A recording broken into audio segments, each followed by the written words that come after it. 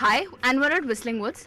Today we're going to discuss about how the Indian youth is not really keen on being recruited for the armed forces. And we are going to have a deep discussion as to what the armed forces is providing to the Indian youth and why they're not, looking forward or shy away from being recruited in the armed forces. Their basic motto is come live a life less ordinary. So we're going to be talking about why, even though it's a less ordinary life, why are still shying away from, joining this. So anybody want to say anything?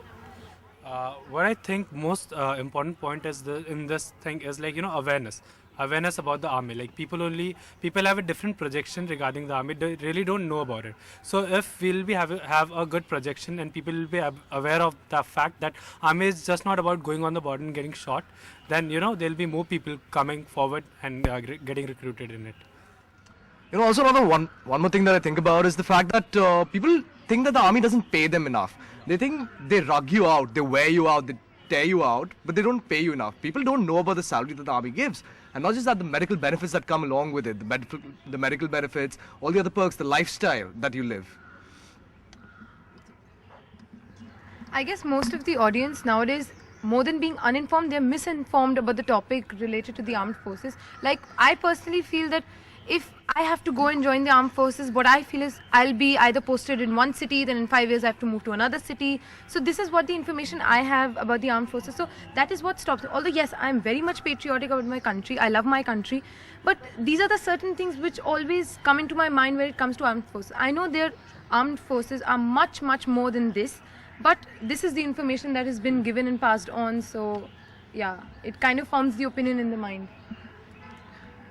Also, there is no other job outside the armed forces world which doesn't exist in the world of the armed forces. You want to be a hairdresser?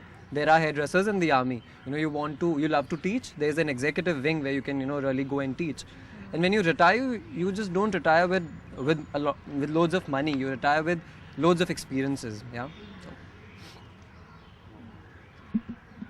Also, there's a lack of communication. I think army isn't portrayed the right way. We see a lot of advertisement in regards to other job offers. And I remember I went to Delhi and I saw this army guts and glory, and there was a huge man standing beside a tank. So that automatically it produces a certain assumption in terms of what the army is like, and it kind of creates stereotypes for the army and other armed forces. So people kind of have a preconceived opinion about the army, or they form one. So that kind of repels them from going into the army. So I think it's the image that is the biggest concern. What everybody right now thinks, being in an urban city, that we just have one boy or one girl in the family, and only that one is going to the army and going to just go for a war. And it's the image that is created because of the movies, because of what we see on TV, on news. So there are much more things in the army that it's just not war. And even if there's one boy or one girl in the family, they can go in army to serve different purposes for the country and use different sections of the Indian Armed Force to actually build a career out of it. It's not just the army. I agree with that. I agree with the fact that today's youth are not really oriented towards joining the army, because I come from a defense background. I know a lot of things about the army. A lot of people don't know that. And perhaps that's what makes the difference, When people think about the army, people think about that I'm going to be sitting on the border. There's nothing that's going to be, the standard food's going to be down, like the recent debate that's going on and all that. What people don't realize is that, like when you look for glamour in the outside jobs, when you go and work over there, the glamour fades away. But in the army, the glamour is hidden inside. You feel the glamour. There's a sense of pride when you wear that uniform. There's tipped-off swords, there's tipped-off hats, there's polished boots. The respect that you get. Walk into any civilian place wearing that uniform. When I walk next to my grandfather, when he's in his uniform, he's wearing his medals. I know. I get a sense of pride being part of that same family, the blood that runs in me.